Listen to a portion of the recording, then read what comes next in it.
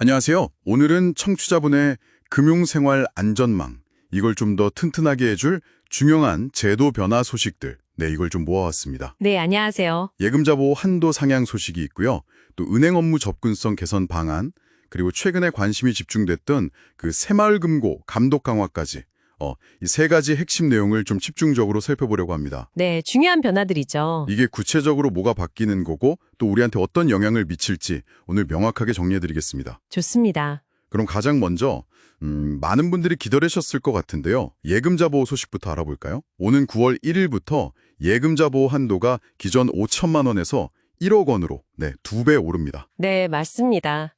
이게 금융 소비자 보호 측면에서는 상당히 의미 있는 변화라고 할 수 있겠습니다. 여기서 이제 중요한 점은요. 이 1억 원이라는 한도가 한 사람당 그리고 금융기관별로 적용된다는 사실입니다. 아, 금융기관별로요? 네, 그러니까 여러 은행에 예금을 나눠두셨다면 각 은행마다 1억 원까지 보호받을 수 있는 거죠. 아하, 예를 들어서 뭐 A은행에 1억 원, 또 B은행에 1억 원 이렇게 예금하셨다면 총 2억 원까지 보호 대상이 되는 겁니다. 그렇군요. 와, 은행별로 1억 원씩이라니. 그럼 이게 자산을 좀 분산하는 게 더 중요해지겠네요? 네, 그렇죠. 분산 투자의 중요성이 더 커진다고 볼 수 있습니다. 근데 이 보호제도가요, 모든 금융상품에 다 적용되는 건 아니라고 들었거든요. 아, 맞습니다. 그 점을 유의하셔야 하는데요. 모든 상품이 보호 대상은 아니고요. 기본적으로 이제 은행의 정기예금, 적금, 또 입출금 통장처럼 원금 보장을 약속하는 그런 예금성 상품들이 해당됩니다. 네, 예금성 상품들. 네. 반면에 이제 주식이나 펀드, 그리고 뭐 원금 손실 가능성이 있는 ELS 같은 투자성 상품들 있잖아요. 네네. 이런 것들은 예금자 보호 대상에서 제외됩니다. 아, 투자성 상품은 안 되는군요. 네, 그렇습니다. 따라서 이제 가입하신 상품이 이게 보호 대상인지 아닌지 미리 좀 확인하시는 습관이 중요합니다. 네, 이건 정말 꼭 기억해야 할 부분이네요. 알겠습니다. 자, 그럼 다음 소식으로 넘어가 보죠. 운행 지점이 점점 줄면서 금융 서비스 이용에 어려움을 겪는 분들, 특히 지방이나 좀 연세 있으신 분들을 위한 은행 대리업 제도 도입이 추진되고 있다는 내용입니다. 네, 이 제도는 그 금융 접근성을 높이기 위한 방안 중 하나인데요. 만약에 이게 도입된다면 은행 지점이 없는 곳에서도 예를 들면 우체국이나 농협 같은 다른 기관 창구에서 일부 은행 업무를 볼 수 있게 되는 겁니다. 오, 다른 기관에서요? 예를 들면 어떤 업무까지 가능해질까요?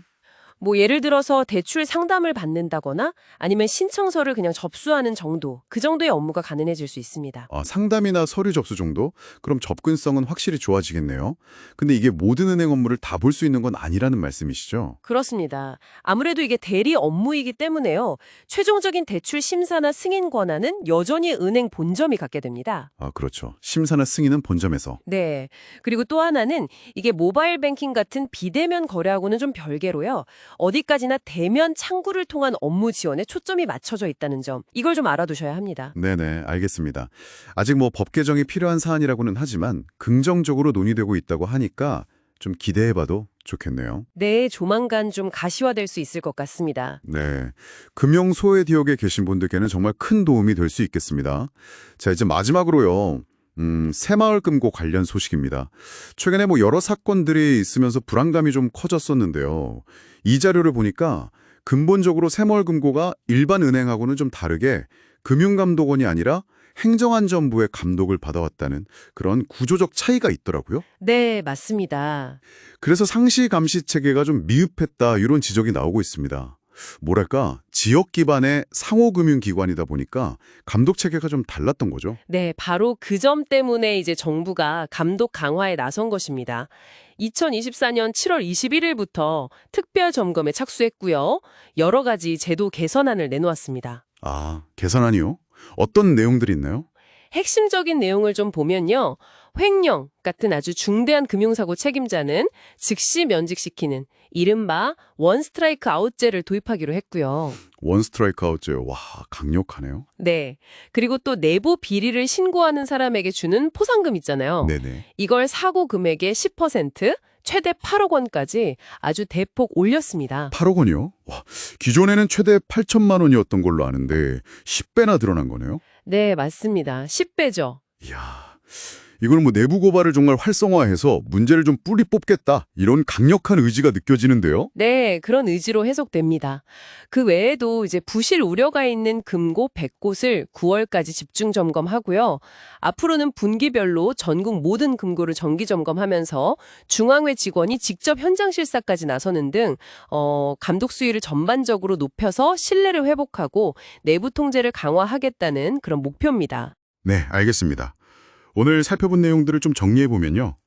9월부터는 예금 보호 한도가 금융기관별 1억 원으로 오르고 또 은행 접근성 개선을 위해서 대리업 제도가 추진되고요. 그리고 새마을금고는 대대적인 관리 감독 강화를 통해서 신뢰 회복에 나선다. 이런 내용이네요. 네, 맞습니다. 전반적으로 보면 금융 소비자의 권익을 보호하고 또 편의를 높이려는 그런 움직임으로 보입니다. 네.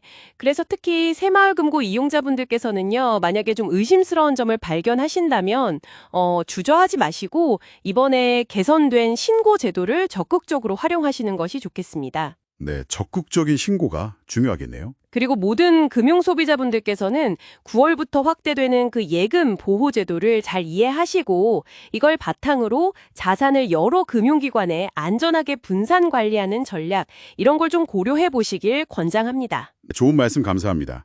마지막으로 이런 질문을 한번 던져보면서 마무리할까 합니다. 금융 시스템의 안정성을 위해서 감독이 강화되고 또 표준화되는 것은 뭐 필요한 흐름이겠지만요. 과연 이러한 변화 속에서 본래 그 지역사회와 긴밀하게 연결되어서 고유한 역할을 해왔던 새마을금고 같은 상호금융기관들의 정체성은 앞으로 어떻게 자리매김하게 될까요? 중요한 질문이네요. 네, 이 질문에 대한 답은 우리 청취자분께서 한번 곱씹어 보시는 것도 의미 있을 것 같습니다.